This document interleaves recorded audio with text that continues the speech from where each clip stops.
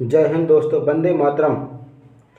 आपका हमारे YouTube channel हंगामा ऑफ साइंस में स्वागत है। तो आज हम आपके लिए लेकर आए हैं कक्षा 9वीं विज्ञान अध्याय 8। पाठ का नाम है गति। तो चलिए दोस्तों, आशा करते हैं कि आप सभी लोग ठीक होंगे और आपकी तैयारी भी ठीक चल रही होगी। और मैं प्रजापति सर आपके लिए लेकर आया विज्ञान के महत्वपूर्ण प्रश्न, जो प्रश्न इस पाठ के ज़्यादा इम्पोर्टेंट है। चलिए तो हम वीडियो को शुरू करते हैं। तो पहला प्रश्न हमारा, सही विकल्प चुनकर लिखिए।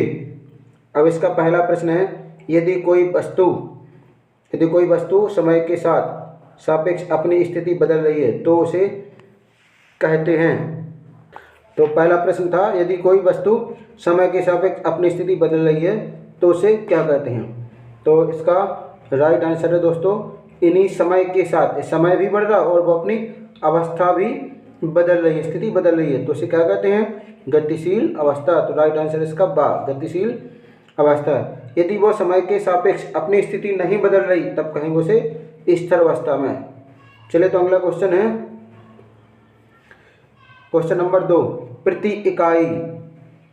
इकाई समय में चली गई दूरी को कहते हैं। तो प्रति इकाई समय में जो चली गई दूरी हो उसको कहते हैं, क्या कहेंगे दोस्तों। तो उसका आंसर है चाल, यानी एकांक समय में चली गई दूरी को चाल कहते हैं।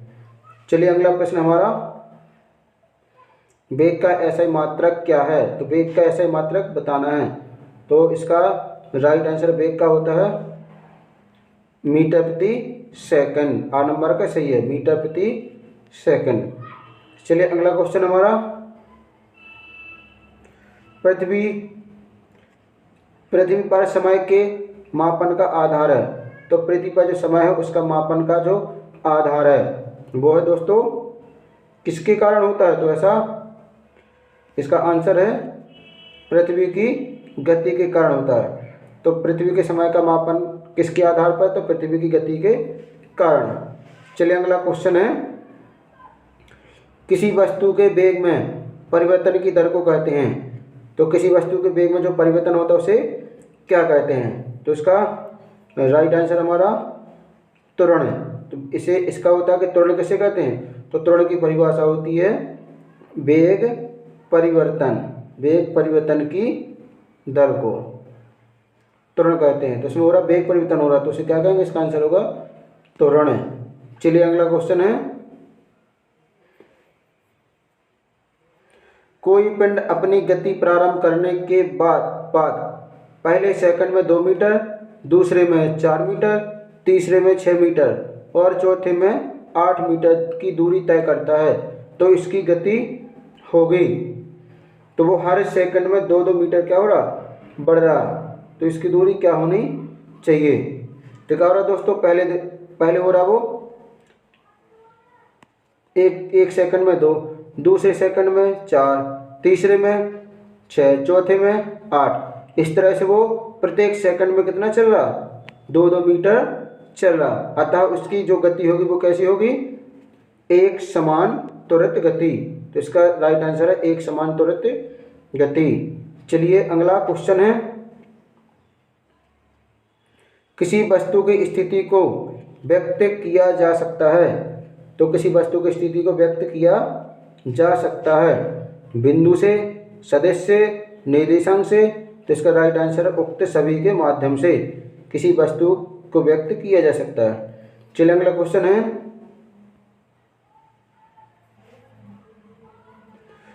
किसी वस्तु के वेग में परिवर्तन किया जा सकता है। तो किसी वस्तु के वेग में क्या करना, परिवर्तन करना है। तो वो किया जा सकता है केवल चलने की गति की दर को बदलकर, केवल चलने की दिशा बदलकर, दोनों को बदलकर और उपरोक्त में से कोई नहीं। चलिए तो इसका राइट आंसर है कि दोनों को बदलकर।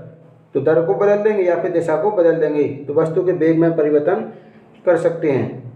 क्योंकि वेग क्या एक सदिश राशि है जिसमें परिमाण के साथ परिमाण भी आवश्यक है और दिशा भी आवश्यक है, इसलिए किसी एक को बदल देंगे तो वेग को परिवर्तन कर सकते हैं। चलिए अगला क्वेश्चन हमारा, सदिश राशि है। 9वां प्रश्न है कि सदिश राशि है, इनमें से सदिश राशि बताना। तो विस्थापन भी सदिश राशि है, वेग भी सदिश राशि और त्वरण भी सदिश राशि। तो इसका राइट आंसर है द, यानी सभी, उपरोक्त सभी। सदिश किसे कहते हैं, इसको हम समझते हैं सदिश। सदिश मतलब जिनमें दिशा है। दूसरा होता है आदेश। आदेश मतलब जिसमें दिशा नहीं है, आ का मतलब दिशा नहीं है।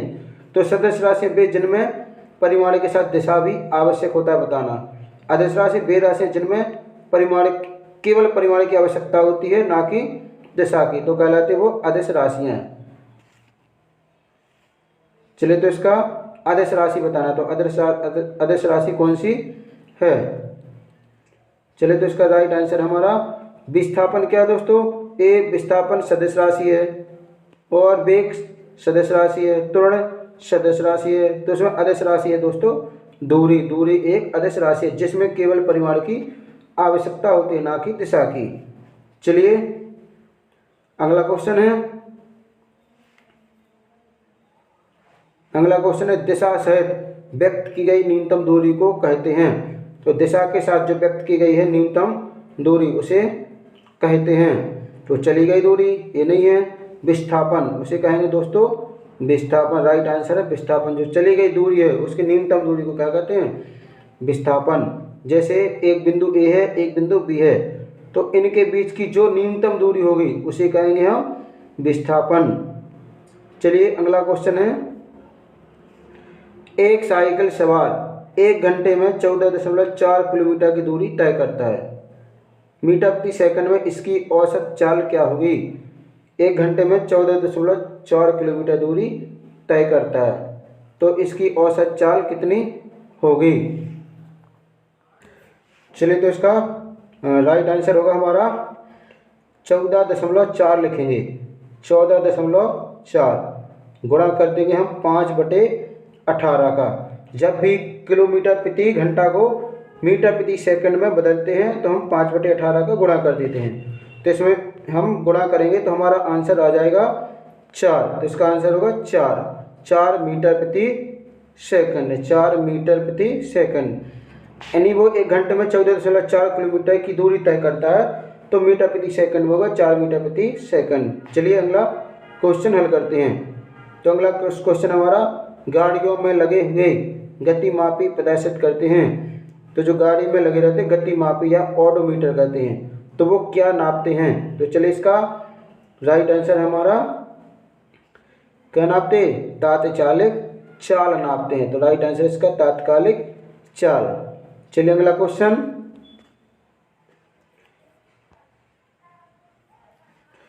किसी वो दिशा सहित व्यक्त की गई किसी वस्तु के चलने की दर को क्या कहते हैं। तो दिशा सहित व्यक्त की गई किसी वस्तु के चलने की दर को क्या कहते हैं। तो चलिए, इसका राइट आंसर हमारा वेग। क्यों कहते वेग, क्योंकि वेग में परिमाण के साथ, वेग में क्या है, परिमाण के साथ क्या बताना, में दिशा बताना आवश्यक होता है। परिमाण के साथ दिशा बताना आवश्यक होता है। चलिए, तो हमारा अगला क्वेश्चन है। किसी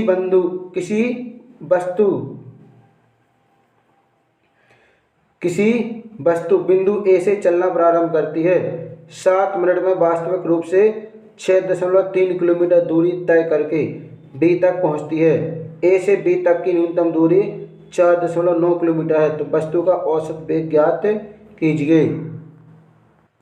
तो चलिए, इसका राइट आंसर हमारा हम क्या करेंगे, 4 यानी 7 मिनट में 4.9 किलोमीटर जाता है, तो हम देखेंगे 4.9/7। 7 का क्या करेंगे, इसमें भाग दे देंगे, तो आ जाएगा हमारा 0.7 किलोमीटर ए से बी की ओर। ये राइट आंसर हमारा आ। चलिए, अगला क्वेश्चन हमारा। रिक्त स्थान की पूर्ति कीजिए। अगला क्वेश्चन है कि प्रश्न 2 रिक्त स्थान की पूर्ति कीजिए। चलिए, तो पहला है प्रति इकाई समय में हुआ विस्थापन खाली स्थान कहलाता है। तो प्रति इकाई समय में जो विस्थापन होगा उसे कहेंगे हम वेग। क्या कहेंगे उसको, वेग। पहले में भरेंगे हम वेग। दूसरा है प्रति इकाई समय में वेग में होने वाला परिवर्तन, जो प्रति इकाई समय में जो वेग में परिवर्तन होगा तो उस वही कहलाता है त्वरण। उसमें भर देंगे हम त्वरण। चलिए अगला हमारा एक निश्चित दिशा में खाली स्थान को वेग कहते हैं। तो एक निश्चित दिशा में क्या होना चाहिए, जिसे हम क्या कहेंगे, एक निश्चित दिशा में भरेंगे विस्थापन। क्या भरेंगे, इसमें भरेंगे हम विस्थापन। यदि एक निश्चित दिशा में विस्थापन करेंगे तो उसे हम क्या कहेंगे, वेग कहेंगे। चलिए तो हम भर देंगे विस्थापन।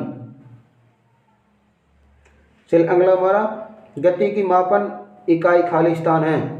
तो गति की मापन इकाई है। चलिए तो इसका राइट आंसर हमारा, तो गति की मापन इकाई है मीटर प्रति सेकंड। चलिए अगला है वेग में परिवर्तन की दर को क्या कहते हैं। तो जो वेग परिवर्तन की दर है उसे कहेंगे हम त्वरण। इसमें भर देंगे हम त्वरण। चलिए अगला क्वेश्चन,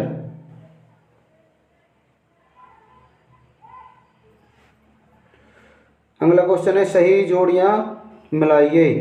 तो कॉलम ए से कॉलम बी को सही करना है। चलिए तो पहला हमारा पहली जोड़ी है औसत वेग। तो औसत वेग में क्या होता है, तो औसत वेग होता है विस्थापन बटे समय। चलिए तो इसका सामने का सही है। अगला औसत चाल होता है दूरी बटे समय, ये भी सही है। अगला है तीसरा है त्वरण। तो त्वरण कहते हैं वेग परिवर्तन की दर को त्वरण कहते हैं। लास्ट में वो चौथा है ओडोमीटर। क्या करता है, तो किसी भी वस्तु या वाहन द्वारा जो तय की गई दूरी है उसका मापन करता है। चलिए अगला है एक समान त्वरण। तो ये हमारा स्वतंत्र रूप से गिरती हुई वस्तु। तो इन सभी के सामने के सभी सही है। चलिए अगला क्वेश्चन हल करते हैं। अगला प्रश्न है 4 सत्य असत्य लिखिए। इसमें सत्य बताना और असत्य बताना। चलिए तो पहला हमारा कि वेग का गणितीय मान सदैव धनात्मक होता है। तो वेग का गणितीय मान कैसा होता है, सदैव धनात्मक होता है। तो कैसा दोस्तों, ये हमारा असत्य है, क्योंकि वेग कभी धनात्मक हो सकता है, ऋणात्मक हो सकता है और शून्य भी हो सकता है।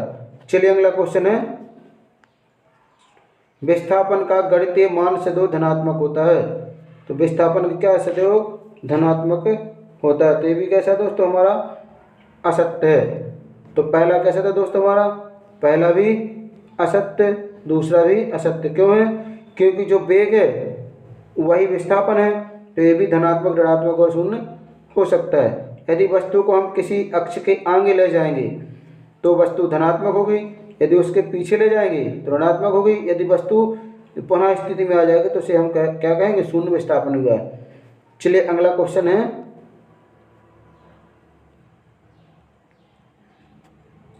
कि विस्थापन में परिवर्तन की दर को औसत वेग कहते हैं। तो जो विस्थापन में परिवर्तन होगा उसे क्या कहेंगे, औसत वेग कहेंगे। तो दोस्तों इसमें पूछा कि वेग में परिवर्तन की दर को औसत वेग कहते हैं, तो इसे क्या कहते हैं, हम त्वरण कहते हैं। तो ये भी हमारा कैसा है, गलत है, असत्य है। चलिए अगला चाल एक मात्रक है सेंटीमीटर प्रति सेकंड का। तो चाल किसका मात्रक है, सेंटीमीटर प्रति सेकंड का। तो ये भी हमारा कैसा है, गलत है, क्योंकि चाल का मात्रक होता है मीटर प्रति सेकंड। चलिए अगले क्वेश्चन अगले चैप्टर से हल करते हैं। तो अगला हमारा अध्याय 9 बल तथा गति के नियम के संबंधित प्रश्न आपके लिए समझाने जा रहे हैं। चलिए तो पहला प्रश्न हमारा सही विकल्प चुनकर लिखिए। तो दोस्तों प्रत्येक में विकल्प भी है, रिक्त स्थान भी है और मैचिंग भी है और सत्य असत्य ट्रू फॉल्स भी है। चलिए तो इसका पहला प्रश्न है कि वस्तु द्वारा अपनी गति अवस्था में परिवर्तन के विरोध को कहते हैं। जो वस्तु है अपनी गति की अवस्था में क्या करती है, परिवर्तन का विरोध करती है, तो उसे क्या कहते हैं, तो उसे कहते हैं दोस्तों जड़त्व। इसका राइट आंसर है जड़त्व, क्योंकि जड़त्व के कारण प्रत्येक वस्तु अपनी अवस्था परिवर्तन का विरोध करती है।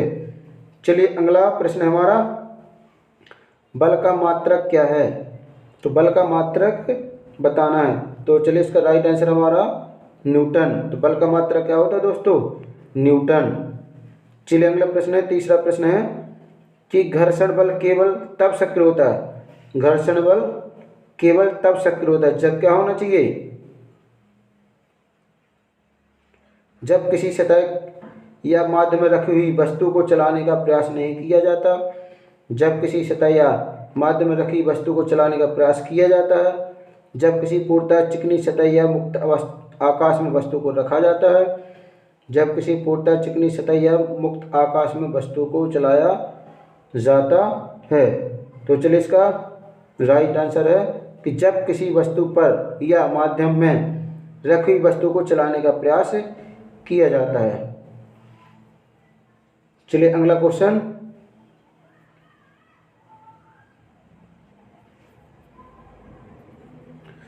एम द्रव्यमान की वस्तु जिसका वेग भी है, इसका संवेग क्या होगा? यानी वस्तु क्या है? एम द्रव्यमान की है और उसका वेग भी है, तो उसका हमें क्या ज्ञात करना है? संवेग ज्ञात करना है। तो उसका संवेग क्या होगा दोस्तों? एम और वी, इसलिए इसका आ नंबर का आंसर सही एम वी। चलिए अगला क्वेश्चन है, पांचवा क्वेश्चन कहता है कि प्रत्येक वस्तु अपनी अवस्था या स्थिति में परिवर्तन नहीं चाहते। प्रत्येक वस्तु अपनी स्थिति या अवस्था में परिवर्तन नहीं चाहते, वरना ऐसे किसी भी परिवर्तन के प्रयास का विरोध करती है। वस्तु के इस गुण को कहते हैं। कोई वस्तु अपनी अवस्था का में परिवर्तन नहीं चाहती है और वो उस अवस्था परिवर्तन का क्या करती है? विरोध करती है। इस गुण को क्या कहते हैं? तो चलिए इसका राइट आंसर हमारा क्या कहेंगे? जड़त्व। तो गति का पहला नियम है, यदि कोई वस्तु स्थिर है तो स्थिर रहेगी, यदि कोई वस्तु गतिमान है तो गतिमान रहेगी, जब तक कि उस पर बाह्य बल न लगाया जाए। चलिए अगला प्रश्न है,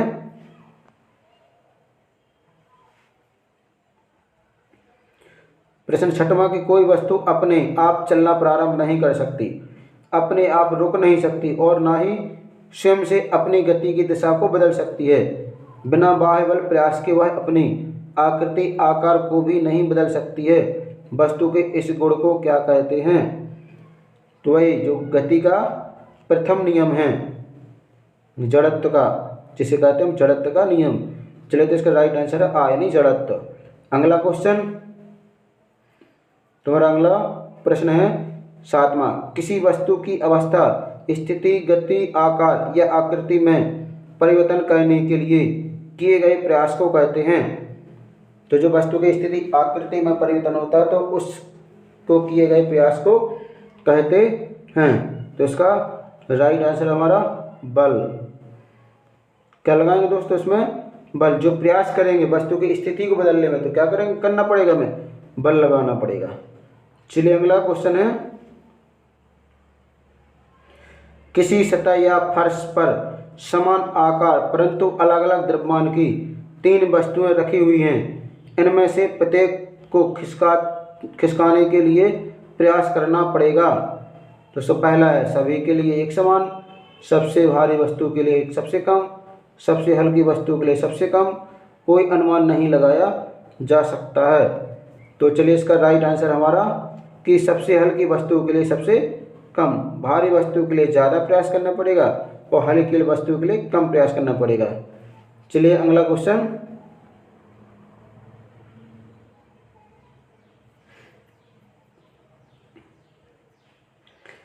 किसी फर्श या मैदान में लुढ़कती हुई गेंद अपने आप रुक जाती है क्योंकि उस पर जड़त्व के नियम लागू नहीं होता।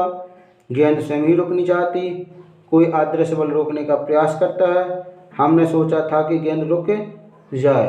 तो चलिए इसका राइट आंसर है कि कोई अदृश्य बल रोकने का प्रयास करता है। यदि गेंद लुढ़कते चली जा रही है तो कोई अदृश्य बल उसको रोकने का कार्य करता है। तो अदृश्य बल कौन होगा? वो होगा दोस्तों घर्षण। घर्षण है जो किसी के यानी उस वस्तु को रोकने का प्रयास करता है।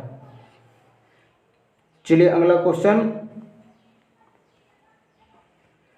तेज हवा के चलने से पेड़ के फल या पत्ते टूटकर गिर जाते हैं। तो इसका स्थैतिक जड़त्व के कारण, गतिज जड़त्व के कारण, प्रतिक्रिया बल के कारण, घर्षण बल के कारण। तो चलिए इसका राइट आंसर है स्थितिक जड़त्व के कारण। क्योंकि पेड़ स्थिर था, हवा चली तो क्या होगा, जिसके कारण पेड़ से फल या पत्ते टूटकर गिर गए, यानी अवस्था परिवर्तन का विरोध किया। चलिए अगला क्वेश्चन हमारा,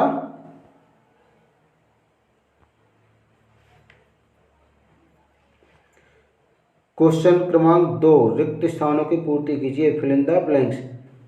तो पहला प्रश्न है कि क्रिया एवं प्रतिक्रिया, क्रिया एवं प्रतिक्रिया बल के कारण, क्रिया एवं प्रतिक्रिया बल खाली स्थान दिशा में कार्य करते हैं। तो क्रिया प्रतिक्रिया बल किस दिशा में कार्य करते हैं, तो इसमें भर देंगे हम विपरीत। क्या भरेंगे दोस्तों, ये विपरीत दिशा में कार्य करते हैं, एक दूसरे के विपरीत कार्य करते हैं क्रिया और प्रतिक्रिया। जैसे हम किसी दीवार को मारेंगे तो दीवार भी बदले में उतना ही बल हमारे हाथ पर लगाएगी।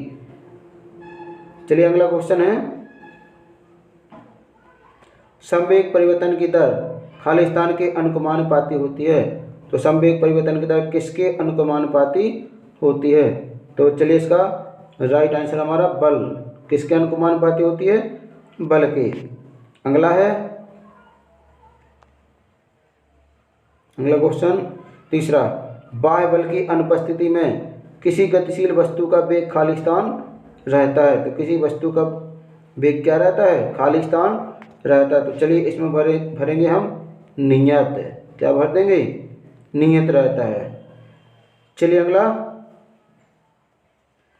किसी वस्तु द्वारा अपनी गति अवस्था में परिवर्तन के विरोध करने का गुण, कोई वस्तु है जो अपनी गति अवस्था में क्या करती है, परिवर्तन का विरोध करती है, उनके इस गुण को खाली स्थान कहते हैं। तो उस गुण को कहते हैं जड़त्व। यहाँ भर देंगे हम जड़त्व का गुण। चलिए अगला है, किसी वस्तु का खाली स्थान उसके जड़त्व की माप है। तो क्या दोस्तों, इसमें भर देंगे हम द्रव्यमान, यहाँ भरेंगे हम द्रव्यमान। चलिए अगला क्वेश्चन शुरू होता है,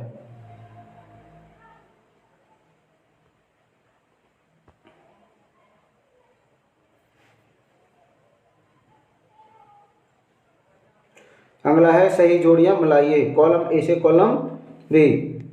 तो पहला हमारा गति का प्रथम नियम। तो गति का प्रथम नियम किसने दिया, तो गति का प्रथम नियम दिया था किसने, न्यूटन ने। तो इसकी न्यूटन में मिलाएंगे। दूसरा गति का द्वितीय नियम। तो गति का द्वितीय नियम होता है F बराबर ma। तीसरा टेलीस्कोप। तो टेलीस्कोप की मिलाएंगे हम, किसने खोज की थी टेलीस्कोप की, तो गैलीलियो ने खोज की थी। संवेग क्या है, अगला हमारा चौथा संवेग। तो संवेग की मिलाएंगे हम P बराबर mv। चलिए हमारा लास्ट है पांचवा, गति का तृतीय समीकरण किसने दिया। तो गति का तृतीय नियम क्या है, तो यह है क्रिया के विपरीत प्रतिक्रिया, क्रिया प्रतिक्रिया। चलिए अगला क्वेश्चन,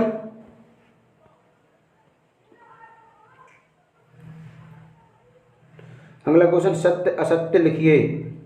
पहला, गति का प्रथम नियम बल की परिभाषा व्यक्त करता है। तो गति का प्रथम नियम हम बल की परिभाषा व्यक्त करता है। तो कैसा दोस्तों, ये हमारा असत्य है, इसको लगा देंगे असत्य।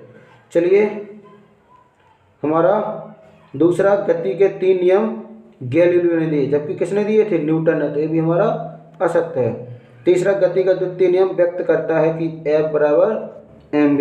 तो ये भी कैसा हमारा असत्य है,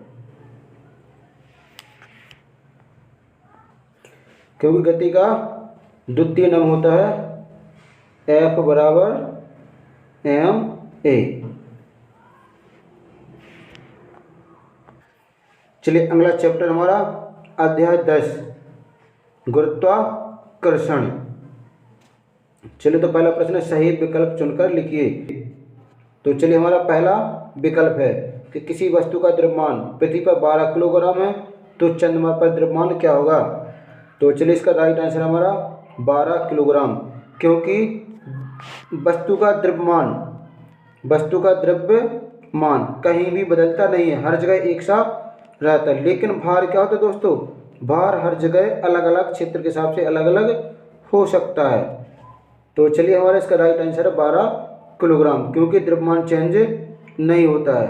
अगला क्वेश्चन, किसी वस्तु का भार प्रति पाद 30 न्यूटन है, चंद्रमा पर इसका भार कितना होगा। यदि प्रति पाद 30 न्यूटन है तो चंद्रमा पर इसका भार कितना होगा। चलिए तो इसका निकालेंगे हम, क्योंकि चंद्रमा पर पृथ्वी का भार कितना 1/6 गुना पृथ्वी से कम होता है चंद्रमा पर। तो यहाँ निकालेंगे हम 30 न्यूटन, 30 में गुणा करेंगे हम 1/6 का, तो 6 कम 6, 6 पंचे 30। इस तरह से हमारा राइट आंसर होगा कितना, 5 न्यूटन। चलिए अगला क्वेश्चन है, तीसरा क्वेश्चन है कि गुरुत्वीय बल का मान निम्न में से कहाँ अधिक होगा। तो गुरुत्वीय बल का मान इनमें से बताना कि कहाँ अधिक होगा। तो चलिए पहला है इसका पृथ्वी का केंद्र, पृथ्वी सतह से कुछ ऊंचाई पर, पृथ्वी सतह पर ध्रुवों पर, और पृथ्वी सतह पर विषुवत रेखा पर।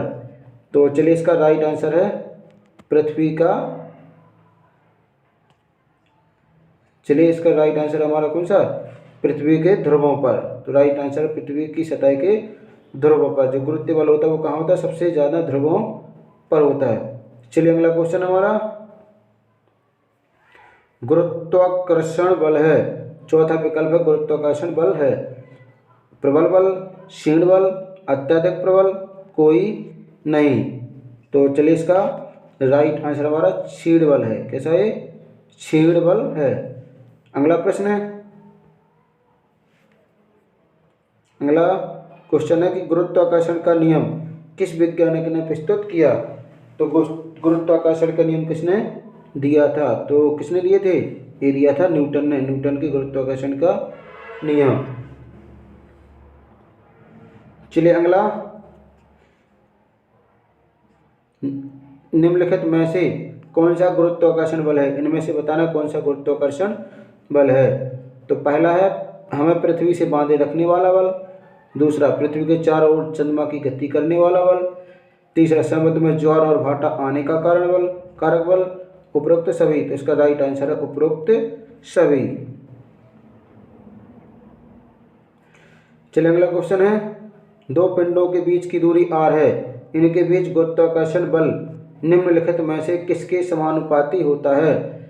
तो दोस्तों बताना कि दो पिंडों के बीच की दूरी r है और गुरुत्वाकर्षण बल निम्नलिखित में से किसके समानुपाती होगा। तो चलिए इसका राइट आंसर हमारा सी, r का वर्ग है, क्योंकि दो पिंड होते हैं, एक पिंड और m1, दोनों पिंड m1 और m2। तो दोनों पिंडों के बीच की दूरी r के गुरुत्वाकर्षण बल वर्ग के व्युत्क्रमानुपाती होता है, दोनों पिंडों के बीच की दूरी के वर्ग के व्युत्क्रमानुपाती होता है, इसलिए आंसर सी वाला r का स्क्वायर सही है। चलिए अगला क्वेश्चन, समान द्रव्यमान के दो पिंडों के बीच गुरुत्वाकर्षण बल F है, यदि एक पिंड का आधा द्रव्यमान दूसरे पिंड में स्थानांतरित कर दिया जाए तो उनके बीच लगने वाला गुरुत्वाकर्षण बल होगा। तो चलिए इसका क्या होना चाहिए, उनके बीच लगने वाला गुरुत्वाकर्षण बल। यदि दो पिंडों के गुरुत्वाकर्षण बल F है और पिंड का आधा द्रव्यमान दूसरे पिंड में स्थानांतरित कर दिया जाए, तो चलिए इसका राइट आंसर हमारा डी, कितना होगा दोस्तों, 3F/4। चलिए अगला प्रश्न है, प्रकृति के निम्नलिखित बलों में से कौन सा बल सबसे दुर्बल है। तो हमें बताना कि प्रकृति के जो बल हैं उनमें से सबसे दुर्बल बल कौन सा है। तो चलिए पहला विद्युत चुंबकीय बल, दूसरा प्रबल नाभिकीय बल, तीसरा हमारा दुर्बल नाभिकीय बल, चौथा गुरुत्वाकर्षण बल। चलिए तो इसका राइट आंसर हमारा गुरुत्वाकर्षण बल, डी में टिक करेंगे गुरुत्वाकर्षण बल। चलिए अगला क्वेश्चन हमारा 10वां, निम्नलिखित में से किस बल का अस्तित्व प्रकृति के प्रत्येक स्थान पर है। तो कौन सा बल है जो प्रकृति के प्रत्येक स्थान पर है। चलिए तो पहला विद्युत चुंबकीय बल, गुरुत्वाकर्षण बल, नाभिकीय बल, कूलम बल। तो इसका राइट आंसर है दोस्तों गुरुत्वाकर्षण बल। प्रकृति के अस्तित्व में किसी भी स्थान पर जाएंगे तो वहाँ कुछ ना कुछ गुरुत्वाकर्षण बल लगेगा। चलिए अगला प्रश्न हमारा, किसी उपग्रह पर भारहीनता का कारण है। तो उपग्रह पर क्या है, भारहीनता का क्या कारण हो सकता है। तो द्रव्यमान केंद्र, शून्य गुरुत्व, पृथ्वी की सतह पर शून्य प्रतिक्रिया बल, उपरोक्त में से कोई नहीं। तो चलिए इसका राइट आंसर है शून्य गुरुत्व, यानी जहाँ भार नहीं वहाँ गुरुत्वाकर्षण भी शून्य होगा। अगला, 100 ग्राम द्रव्यमान वाली वस्तु का भार पृथ्वी सतह पर कितना होगा। पृथ्वी का गुरुत्वीय त्वरण जी बराबर 10 मीटर प्रति सेकंड है। तो चलिए इसको हल करते हैं। तो इसका आंसर हमारा कितना आएगा, 1 न्यूटन बल। इसका राइट आंसर है दोस्तों 1 न्यूटन बल, क्योंकि गुरुत्वीय त्वरण का मान 9.8 मीटर प्रति सेकंड या लगभग 10।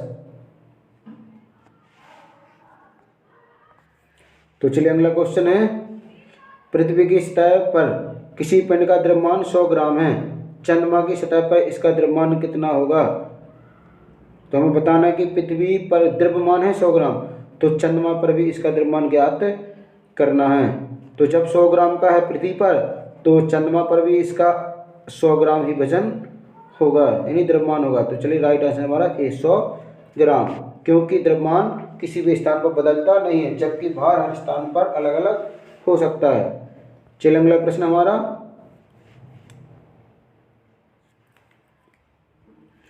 किसी पिंड को पहले 100 मीटर एवं फिर 200 मीटर ऊंचाई से गिराया जाता है। तो पहला है, पिंड पर पहली स्थिति की तुलना में दूसरी स्थिति में गुरुत्वाकर्षण बल लगेगा। पिंड पहली स्थिति की तुलना में दूसरी स्थिति में गुरुत्वाकर्षण बल कम लगेगा। दोनों स्थिति में गुरुत्वाकर्षण बल समान लगेगा। कुछ कहा नहीं जा सकता है। तो चलिए इसका राइट आंसर हमारा, दोनों स्थितियों में गुरुत्वाकर्षण बल का मान समान होगा। चलिए अगला प्रश्न है, कौन सा कथन सत्य है। इनमें से बताना है कि कौन सा कथन सत्य है। तो किसी वस्तु का भार उसके द्रव्यमान गुरुत्वीय त्वरण के गुणनफल के समानुपाती होता है। तो यही हमारा राइट आंसर है।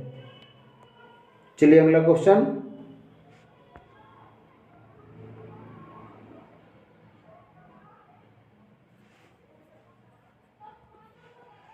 मंगल ग्रह की तुलना में पृथ्वी का गुरुत्वीय त्वरण लगभग 2.5 गुना है, तब पृथ्वी पर 100 किलोग्राम भार वाले व्यक्ति भार मंगल ग्रह पर भार कितना होगा। मंगल ग्रह की तुलना में पृथ्वी का गुरुत्वीय त्वरण 2.5 गुना है, तब पृथ्वी पर 100 किलोग्राम की वस्तु है, तो मंगल पर इसका भार कितना होगा। तो चलिए इसका राइट आंसर है 40 किलोग्राम। कितना होगा दोस्तों, 40 किलोग्राम। तो पृथ्वी की तुलना में हमें 2.5 गुना कम करना है। तो कितना होगा दोस्तों, 40, 80 और 20, इस तरह से हमारा 2.5 गुना कितना हो जाएगा, 40 किलोग्राम। चलिए अगला क्वेश्चन हमारा, स्वतंत्रता पूर्वक गिरते हुए पिंड एवं पृथ्वी के बीच लगने वाले गुरुत्वीय बल के संदर्भ में निम्नलिखित में से कौन सा कथन सत्य है। तो हमें बताना है कौन सा कथन सत्य है। चलिए तो पहला हम देखते हैं इसका। तो इसका राइट आंसर है दोस्तों हमारा डी, पिंड द्वारा पृथ्वी पर लगाया गया गुरुत्वाकर्षण बल पृथ्वी द्वारा पिंड पर लगाया गया गुरुत्वाकर्षण बल का परिमाण समान होता है। तो इसका आंसर नंबर डी सही है। चलिए अगला क्वेश्चन। तो अगला क्वेश्चन हमारा 18वां, प्रणोद का प्रभाव क्या कहलाता है। तो प्रणोद का प्रभाव क्या कहलाता है। तो इसका राइट आंसर हमारा दाब, क्या कहेंगे, दाब कहेंगे। प्रणोद यानी दाब। चलिए अगला क्वेश्चन है, जब वस्तु मुक्त रूप से नीचे गिर रही हो तो उस पर क्या लगता है। चलिए तो इसका वस्तु का वेग बढ़ता है, लेकिन उस पर पृथ्वी का गुरुत्वाकर्षण बल का मान नियत रहता है। वस्तु का वेग एवं गुरुत्वाकर्षण बल दोनों मान बढ़ते हैं। गुरुत्वाकर्षण बल का मान बढ़ता है लेकिन वस्तु का वेग नियत रहता है। वस्तु का वेग और गुरुत्वाकर्षण बल दोनों मान नियत रहते हैं। तो चलिए इसका राइट आंसर हमारा ए, वस्तु का वेग बढ़ता है लेकिन उस पर पृथ्वी का गुरुत्वाकर्षण बल का मान नियत रहता है। यानी वेग बढ़ेगा लेकिन गुरुत्वाकर्षण बल का मान वस्तु पर समान रूप से लगेगा। चलिए अगला क्वेश्चन है,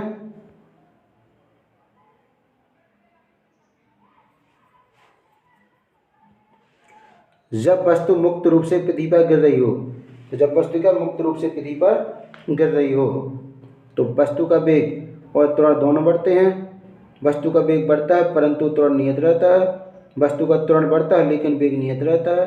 वस्तु का वेग और त्वरण दोनों नियत रहते हैं। तो चलिए इसका राइट आंसर हमारा बी, वस्तु का वेग बढ़ता है परंतु त्वरण नियत रहता है।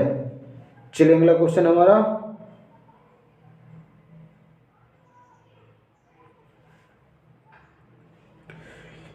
19.6 मीटर ऊंची इमारत से किसी पत्थर को छोड़ा जाता है। पृथ्वी पर पहुंचने से पहले उसका वेग क्या होगा? तो चलिए इसका 19.6 मीटर प्रति सेकंड, 9.8 मीटर प्रति सेकंड, 4.9 मीटर प्रति सेकंड और 0। तो इसका राइट आंसर हमारा ए, 19.6 मीटर प्रति सेकंड। पहुंचने से पहले उसका वेग होगा 19.6 मीटर प्रति सेकंड। चलिए अगला क्वेश्चन, पृथ्वी के ध्रुव पर किसी वस्तु का भार 100 न्यूटन है, उसी वस्तु का भार विषुवत रेखा पर होगा 100 न्यूटन, 100 न्यूटन से कम, 100 न्यूटन से अधिक, इनमें से कोई नहीं। तो चलिए इसका राइट आंसर हमारा 100 न्यूटन से कम। चलिए अगला क्वेश्चन है,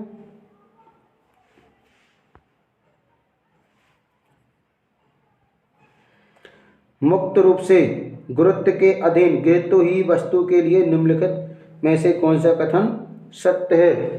तो चलिए इसका राइट आंसर हमारा चलिए इसका आंसर देखते हैं। वस्तु की गतिज ऊर्जा बढ़ती है, स्थितिज ऊर्जा कम होती है। वस्तु की स्थितिज ऊर्जा बढ़ती है और गतिज ऊर्जा कम होती है। वस्तु की गतिज ऊर्जा और स्थितिज ऊर्जा दोनों बढ़ती हैं। वस्तु की गतिज ऊर्जा और स्थितिज ऊर्जा दोनों कम होती हैं। तो चलिए इसका राइट आंसर हमारा ए, वस्तु की गतिज ऊर्जा बढ़ती है और स्थितिज ऊर्जा कम होती है। चलिए अगला क्वेश्चन, मुक्त पतन की स्थिति में त्वरण का मान होता है 9.8 मीटर प्रति सेकंड, 4.9 मीटर प्रति सेकंड, 0, वस्तु का त्वरण बदलता रहता है। तो चलिए इसका राइट आंसर हमारा ए, 9.8 मीटर प्रति सेकंड। यही गुरुत्वीय त्वरण होता है जो वस्तु गिरती है उस पर एक त्वरण कार्य करता है। चलिए अगला प्रश्न है कि किसी वस्तु का भार अधिकतम होगा, तो किसी वस्तु का भार कब अधिकतम होगा? चंद्रमा पर, पृथ्वी के ध्रुवों पर, पृथ्वी के भूमध्य रेखा पर, उपरोक्त तीनों स्थलों पर एक समान। चलिए तो इसका राइट आंसर हमारा पृथ्वी के ध्रुवों पर।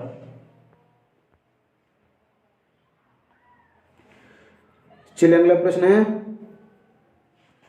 10 × 20 × 30 सेंटीमीटर आकार के लोहे के डाइस को उसके फलक सतह बदलकर 3 बार किसी सीट पर रखा जाता है, तब कौन सी सतह सीट पर अधिक दाब आरोपित करेगी?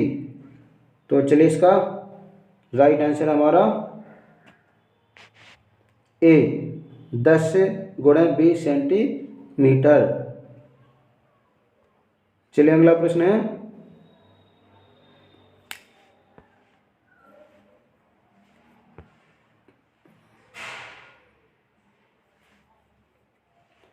चार सेंटीमीटर व्यास वाले एक बेड बॉक्स को पहले 4 × 6 सेंटीमीटर आकार की सीट पर रखा जाता है और फिर उसे 8 × 10 सेंटीमीटर आकार की सीट पर रखा जाता है। किस सीट पर बेड बॉक्स द्वारा अधिक दाब आरोपित किया जाएगा? तो चलिए इसका राइट आंसर हमारा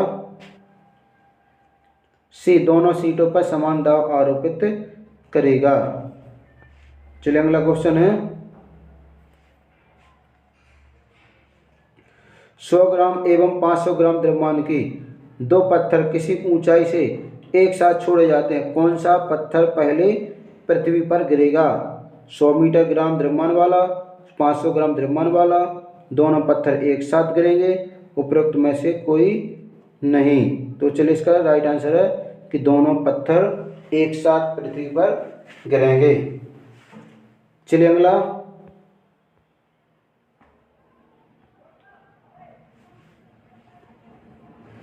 रिक्त स्थान की पूर्ति कीजिए।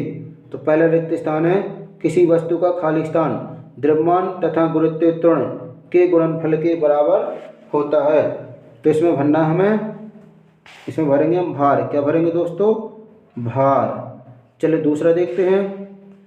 दूसरा है कि सभी वस्तुएं किसी तरल में डुबाने पर खाली स्थान बल का अनुभव करती हैं। यदि हम तरल में डुबाएंगे तो किस बल का अनुभव करेंगे? तो इसमें हम भर देंगे उत्प्लावन बल। क्या भरेंगे दोस्तों इसमें? उत्प्लावन, उत्प्लावन बल। चलिए अगला देखते हैं।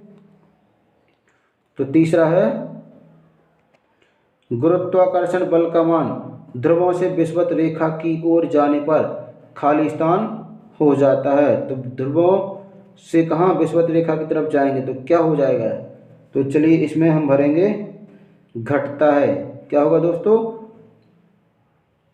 यानी तीसरे भर देंगे हम, यहाँ जाने पर क्या होता है? घटता है। चलिए चौथा है, प्रति एकांक क्षेत्रफल पर लगने वाले प्रोद को, प्रति एकांक क्षेत्रफल पर जो प्रोद लगेगा उसे क्या कहेंगे दोस्तों? तो इसमें हम भर देंगे दाब। क्या भरेंगे? दाब। चलिए अगला क्वेश्चन है, 1 किलोग्राम भार बराबर न्यूटन होता है। तो 1 किलोग्राम बराबर कितना न्यूटन होता है? तो इसमें भर देंगे हम 10। 1 किलोग्राम बराबर होता है 10 न्यूटन। चलिए अगला है, एम द्रव्यमान की वस्तु का भार। तो एम द्रव्यमान की वस्तु का भार कितना होगा? तो इसमें हम भर देंगे एम जी। क्या भरेंगे दोस्तों? एम जी। यहाँ भर देंगे हम एम जी, क्योंकि द्रव्यमान एम और वस्तु का भार तो हो जाएगा एम जी। चलिए अगला,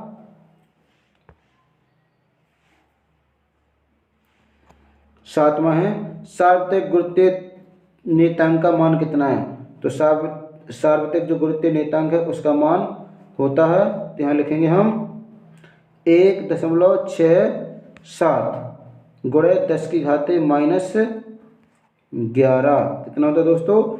1.67 गुणे 10 की घाते -11। चलिए अगला क्वेश्चन, अगला फिल इन द ब्लैंक्स है, मुक्त रूप से गिरती हुई वस्तु की स्थितिज ऊर्जा खाली स्थान होती है। तो इसकी स्थितिज ऊर्जा कितनी होती है दोस्तों?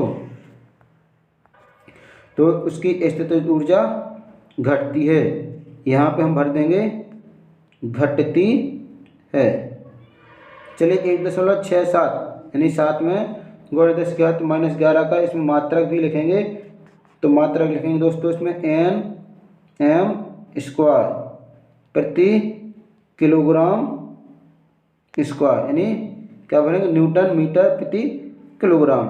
चलिए अगला फिल इन द ब्लैंक्स है,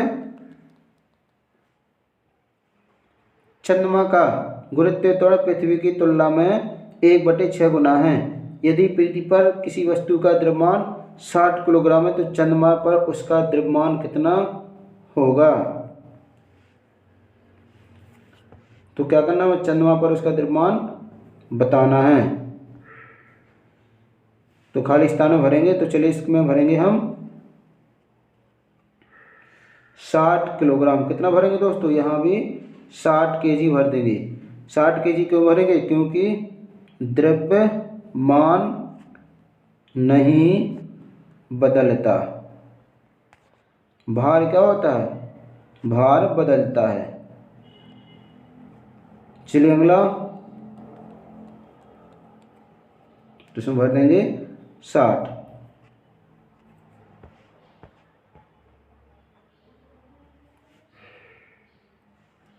दसवां है, चंद्रमा का गुरुत्वीय त्वरण पृथ्वी की तुलना में 1/6 गुना है। यदि पृथ्वी पर किसी वस्तु का भार 60 किलोग्राम भार हो तो चंद्रमा पर उसका भार होगा। तो चलिए इसमें हम भरेंगे, कितना भरेंगे दोस्तों इसमें 1/6, तो 60 का 1/6 होगा 10। तो इसमें भर देंगे दोस्तों हम कितना भरेंगे 10 भर देंगे। यहाँ भर देंगे हम 10 न्यूटन यानी 10 किलोग्राम। चलिए अगला हमारा 11वां कि किसी वस्तु का भार की दिशा सदैव खालिस्तान की ओर होती है। तो किसी वस्तु के भार की दिशा, जैसे भार रखा है तो इसकी दिशा कहाँ होगी दोस्तों, नीचे की ओर। चलिए तो इसमें हम भर देंगे, क्या भरेंगे दोस्तों, यानी वस्तु की दिशा क्या होगी, यहाँ भर देंगे हम नीचे की ओर। चलिए अगला हमारा क्वेश्चन खालिस्तान, जब किसी ठोस को द्रव में डुबाया जाता है तो ठोस पर लगने वाला उत्प्लावन बल का मान खालिस्तान के बराबर होता है। तो इसमें भरेंगे दोस्तों हम क्या भरेंगे, इसमें भर देंगे हटाए गए द्रव के भार। क्या लिखेंगे दोस्तों, इसमें लिख देंगे हम हटाए गए द्रव के भार, हटाए गए द्रव के भार, यहाँ भर देंगे, यहाँ लिखेंगे भार। चलिए अगला है, दूध की शुद्धता की जांच करने वाला उपकरण दुग्धमापी सिद्धांत पर कार्य करता है। तो जो दूध वाला है दोस्तों, दूध की शुद्धता नापने वाला उपकरण किस सिद्धांत पर कार्य करता है। चलिए तो इसमें हम भर देंगे किस पे दोस्तों, तो इसमें भरेंगे हम आर्किमिडीज। किसके सिद्धांत पर काम करता है, तो ये करता है आर्किमिडीज के सिद्धांत पर कार्य करता है। चलिए अगला है, पृथ्वी पर गुरुत्वीय त्वरण का मान खालिस्तान होता है। तो पृथ्वी पर गुरुत्वीय त्वरण का मान कितना होता है, तो इसमें भरेंगे हम 9.8 मीटर प्रति सेकंड, 9.8 मीटर प्रति सेकंड। चलिए अगला है, पास्कल का मात्रक। पास्कल किसका मात्रक है, तो पास्कल से क्या करते हैं दोस्तों, हम दाब क्या चेक करते हैं, दाब का मात्रक है, पास्कल है दाब का मात्रक। चलिए अगला है कि दाब का मात्रक खालिस्तान है। तो दाब का मात्रक क्या होगा दोस्तों, जब पास्कल का दाब मात्रक है तो दाब का मात्रक होगा पास्कल। तो इसमें हम भर देंगे, इसमें भरेंगे हम 16 में भरेंगे हम पास्कल। चलिए अगला है, दाब एक खालिस्तान राशि है। तो दाब क्या है दोस्तों, कौन सी राशि है, तो इसमें हम भर देंगे अदिश राशि। दाब क्या है दोस्तों, दाब एक अदिश राशि, तो दाब में भर देंगे हम अदिश राशि। चलिए अगला है,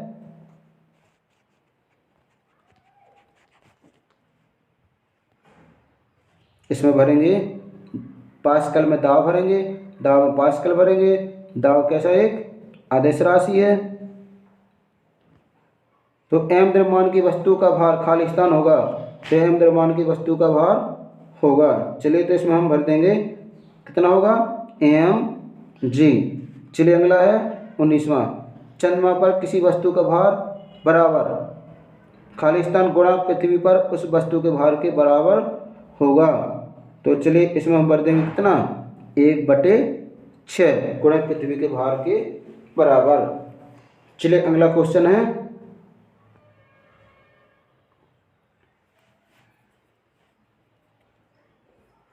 अगला प्रश्न क्रमांक 3 है, सही जोड़ियां मिलाइए। तो कॉलम ए से कॉलम बी को मिलाना है। चलिए तो पहला हमारा वस्तु का भार, तो वस्तु का भार से मिलाएंगे दोस्तों हम किससे, वस्तु का भार होता है mg। चलिए दूसरा, वस्तु पर क्रियाशील गुरुत्वीय त्वरण। तो वस्तु पर क्रियाशील गुरुत्वीय त्वरण होता है, इसकी मिलाएंगे हम, जो त्वरण कितना, त्वरण का मान होता है 9.8 मीटर प्रति सेकंड स्क्वायर। चलिए अगला है, तीसरा गिरती हुई वस्तु का प्रारंभिक वेग, तो गिरती हुई वस्तु का प्रारंभिक वेग।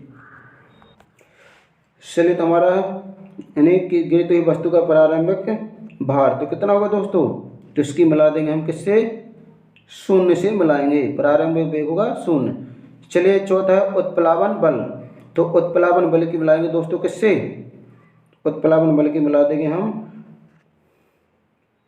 पहले ए से, ठोस द्वारा हटाए गए द्रव का भार।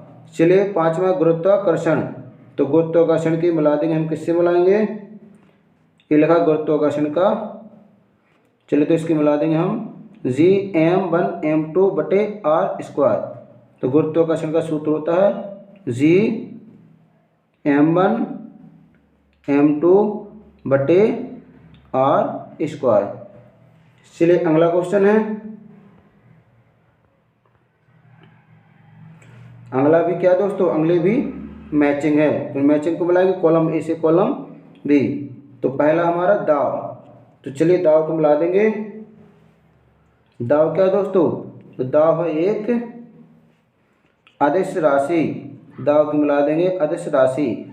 चलिए पास्कल क्या है, तो पास्कल की मिलाएंगे हम, पास्कल क्या दोस्तों, ये है हमारा दाव का मात्रक, दाव का मात्रक।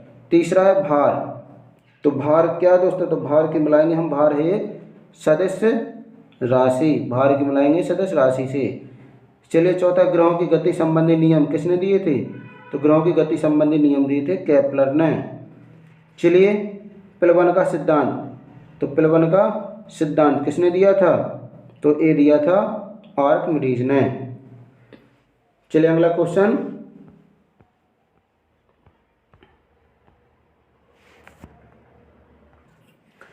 तो चलिए दोस्तों अगला क्वेश्चन है 4, सत्य और असत्य लिखिए, तो हमें सत्य और असत्य बताना है।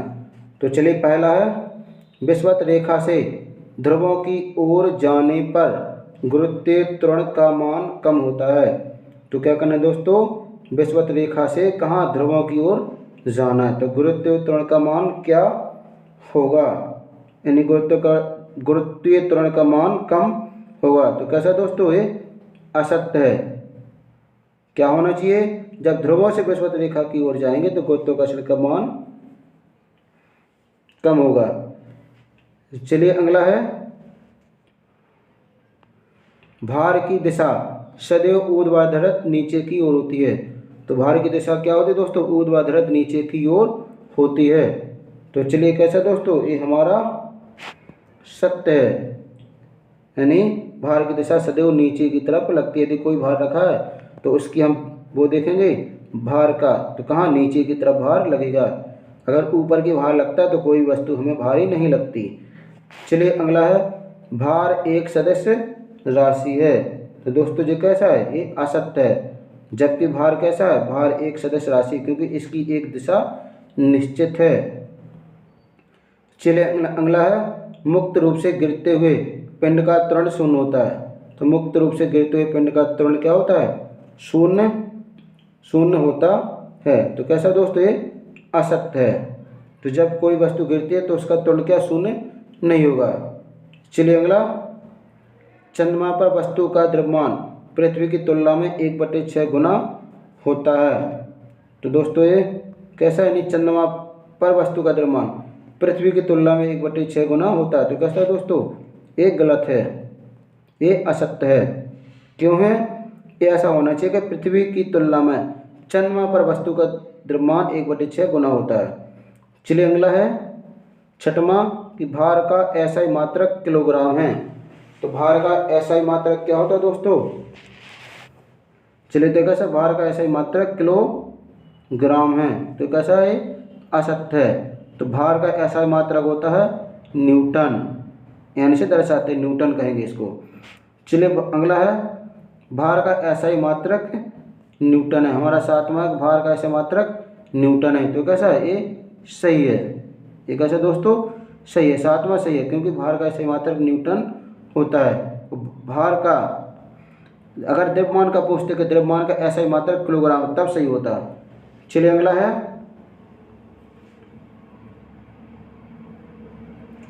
अगला है किसी ठोस पर द्रव द्वारा लगाए गए उत्प्लावन बल की दिशा ठोस की गति के विपरीत होती है। यानी किसी ठोस पर द्रव द्वारा लगाए गए उत्प्लावन बल की दिशा क्या ठोस की गति के विपरीत होती है। तो चलिए दोस्तों, ये हमारा सत्य है। क्या है ये? सत्य है। चलिए अगला है 9वां, दाब एक अदिश राशि है। तो दाब क्या दोस्तों? एक अदिश राशि है, हमारा सही है। चलिए अगला है 10वां, उत्प्लावन बल का परिमाण तरल के घनत्व पर निर्भर करता है। तो उत्प्लावन बल है उसका परिमाण क्या होता है? तरल के घनत्व पर निर्भर करता है। तो कैसा दोस्तों? ये सत्य है। चलिए अगला है अध्याय 11, कार्य और ऊर्जा। तो पहला क्वेश्चन है, सही विकल्प पर चुनकर लिखिए। तो पहला विकल्प है कार्य का एसआई मात्रक। तो कार्य का एसआई मात्रक क्या है दोस्तों? तो कार्य का एसआई मात्रक होता है जूल। चलिए प्रश्न दूसरा है, एम द्रव्यमान की वस्तु भी वेग से गतिशील है, इसकी गतिज ऊर्जा हो गई। तो चलिए इसका राइट आंसर हमारा 1/2 mv²। चलिए अगला प्रश्न है, किसी बल द्वारा किया गया कार्य हो सकता है। तो किसी बल द्वारा कार्य हो सकता है, तो क्या हो सकता है दोस्तों? धनात्मक हो सकता है, ऋणात्मक हो सकता है। इसके लिए इसका राइट आंसर है 7, दोनों हो सकता है। चलिए चौथा प्रश्न है, एक बच्चा किसी भारी वस्तु पर 10 मिनट तक बल लगाकर खिसकाने का प्रयास करता है, लेकिन वस्तु अपने स्थान से हिलती भी नहीं है। इस घटना में बच्चे द्वारा किया गया कार्य होगा।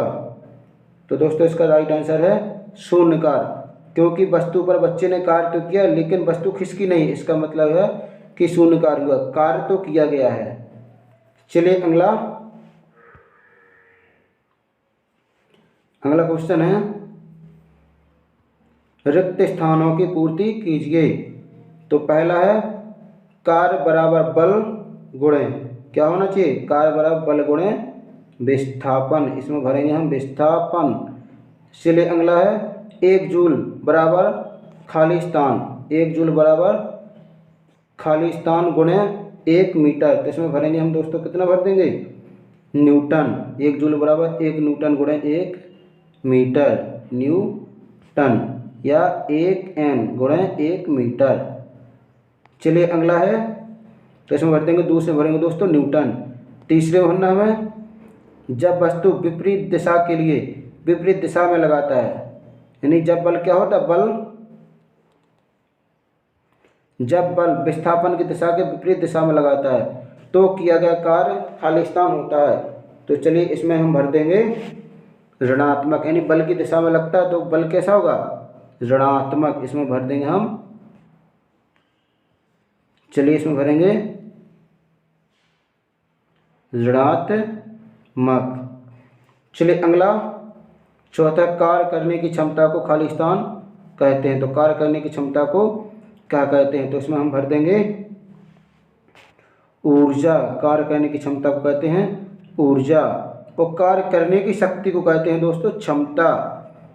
चलिए अगला है, किसी वस्तु में उसकी गति के कारण निहित ऊर्जा को खाली स्थान कहते हैं। तो क्या करेंगे दोस्तों? इसमें हम भर देंगे कि गति के कारण निहित ऊर्जा को कहेंगे गतिज ऊर्जा।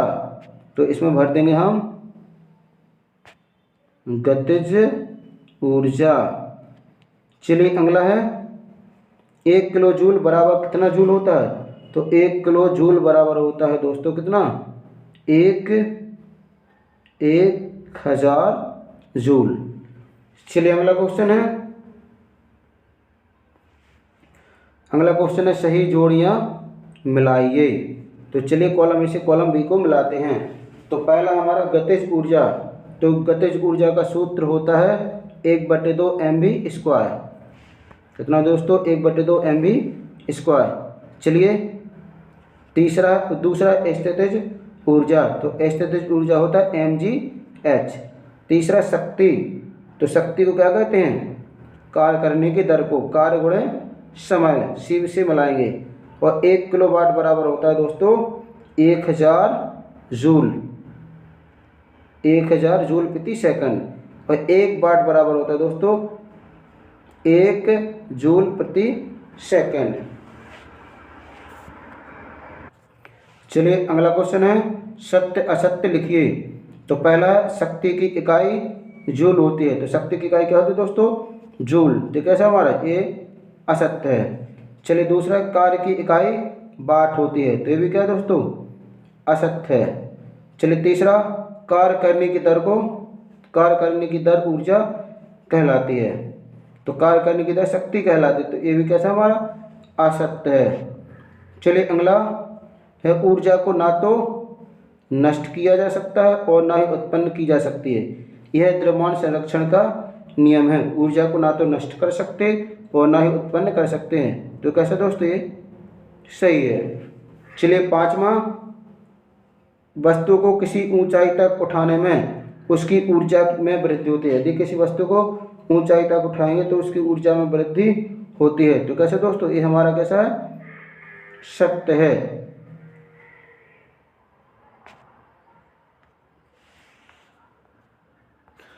चलिए दोस्तों इसमें हम ध्यान से देखते हैं चौथा वाला, क्या करें दोस्तों, चौथा वाला ध्यान से देखते हैं कि ऊर्जा को ना तो नष्ट किया जा सकता और ना उत्पन्न की जा सकती है, यह द्रव्यमान संरक्षण का नियम है।